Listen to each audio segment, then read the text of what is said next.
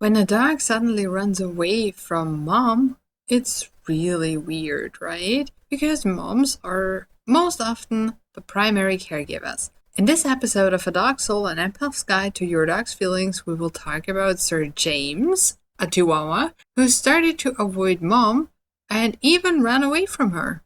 So stay tuned and have fun finding out why he did that and how we fixed it.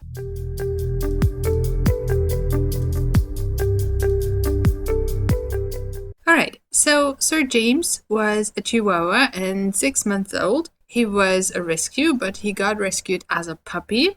And his foster mom was awesome. She took really good care of the puppies. She showed them the world. They were really well socialized, and mom was awesome as well. So there's really no predisposition, no genetic issue or anything with Sir James. And his adoptive parents were really, really sweet too. They were a mother-daughter combo who lived together, and they were really sweet with him. They never did anything to make him be scared. They didn't scold him. They didn't correct him or anything. But after a while living with them, he started to avoid mom, especially whenever she wanted to work with him or pet him. So whenever she tried to call him to her, she used a pet name to call him, and she would stretch out her hand and she would squat down. So everything that's actually a good thing, or neutral at least, right? Because an outstretched hand can be offensive, but if you squat down, it's not that scary anymore. And again, Sir James was not a scared dog at all. So at first, they thought it was a fear period, right? So our dogs get those. They have sensitive times in their lives when they grow up, and the brain is just in development, so everything's under construction, and things tend to be a little bit more scary for the dogs during those periods. But it didn't go away, it got worse, to a point where Sir James just ran away, and he was gone not too long, but long enough for his parents to get worried. So this was something that they really wanted to work on with him. They wanted to have a trusting relationship with each other, and they wanted him to feel safe around them, of course, right? And looking for reasons, we found out that the mom sometimes did little movements that seemed to upset him. So it was something like lifting him up without warning him, so just grabbing him and lifting him up, which is done to a lot of small dogs, right? We humans just don't think about it. We just have in our minds, well, we just have to get the dog, and then we do. And a tiny dog like a Chihuahua, especially not a fully grown Chihuahua, can get overwhelmed by that pretty fast, especially when it's a sensitive Chihuahua. And mom snuggled harder than the younger mom, so her daughter, right? She held him close, and she ruffled his hair on his head and all those things, which is day-to-day life for many dogs, right? But you could see in his face that he was not happy about that. He would cringe away, he would close his eyes, he would try to turn the head away and the body away, he would try to walk away. And whenever she got hold of him and did something like that, so she wanted to show him that nothing's happening, right? She wanted to show him that she's just loving and everything's fine. But whenever she did that, he became more avoidant. So he would run further, he would not get as close as before, and that was the sign that these things were actually the trigger for him to avoid mom. So what we did was no more squatting down. And yes, usually I would recommend squatting down with every small dog and every middle-sized dog, every dog who is more comfortable. And most dogs are more comfortable when we squat down. But for him, that looked like she was trying to lure him. And whenever he got the feeling that he was being lured into something, into some kind of situation, he would bolt. So we tried to get rid of every signal that told him something uncomfortable was coming from mom. Instead of that, we started to do some marker training and some little search games and fun stuff they could do together, and that did not involve any touching. That was just to build up the relationship again, to build trust and to have fun together, which is, in my opinion, really, really important. We need to have fun with our dogs. And what we also did, we used a marker word or even verbal praise, depending on if they had treats on them or not, whenever he got closer. And if they had treats on them, they would throw the treat away from mom. So he got closer.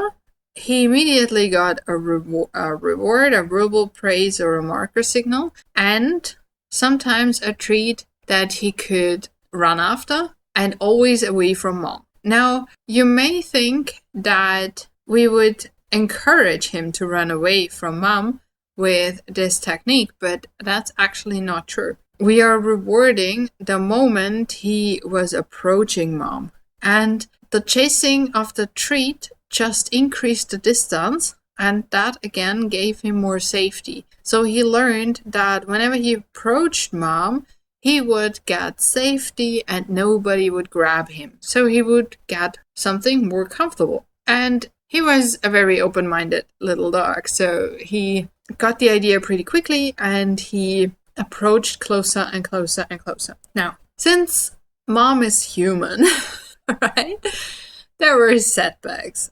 Just tiny little slip-ups when she was not 100% concentrated. And those things happen to all of us. That's why I wanted to include them in this episode, because sometimes it sounds like we are having a winning streak and everything's perfect and every training is absolutely wonderful. And it is.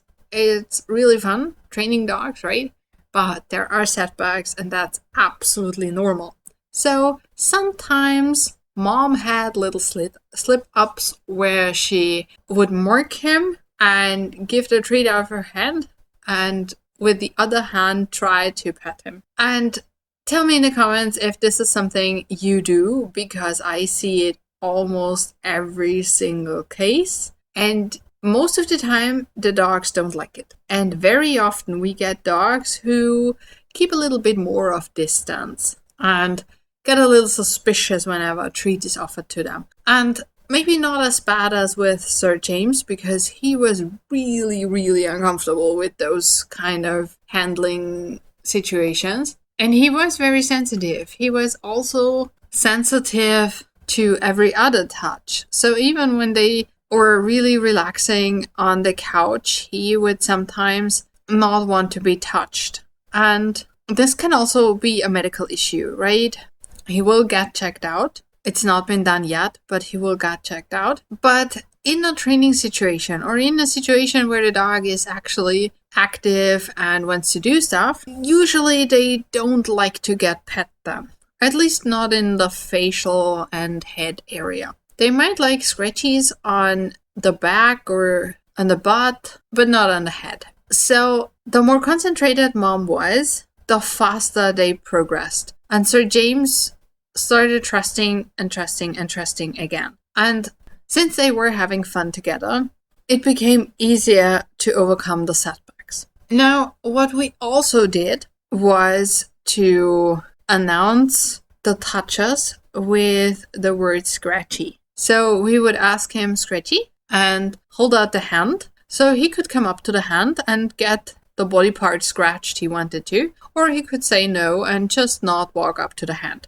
And that gives the dog control over the situation, over their own body. And it is very obvious for us humans to see if the dog is actually fine with getting touched or not. And I think that's a wonderful way of just building up trust. And another cue we implemented was lift for lifting him up. And it was the same thing again. We would say lift and hold out the hand, and if he approached the hand, he would get lifted up. And of course, we trained that, so he got a lot of treats and he learned that it's actually fun to get picked up and put somewhere and all those things.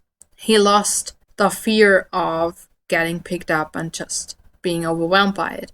And to be honest, small dogs get lifted up really often and carried around, right? It's just convenient for us. But for the dogs, it's sometimes very invasive, intrusive, because they are doing something, and even if it's just looking around, and suddenly they get ripped out of whatever they were doing. And that's impolite, right? So giving the dog control over the own body and asking for consent is always a good idea. Be it with grooming, be it with vet appointments, being with day-to-day handling. Whenever we can ask a dog if it's okay what we're doing, it helps us understand our dogs, even if we are not that strong reading body language yet. And yes, it can take some time to learn to read our dogs, and with some dogs, it's really hard because of the breed and how they look. That's not the case with a Chihuahua.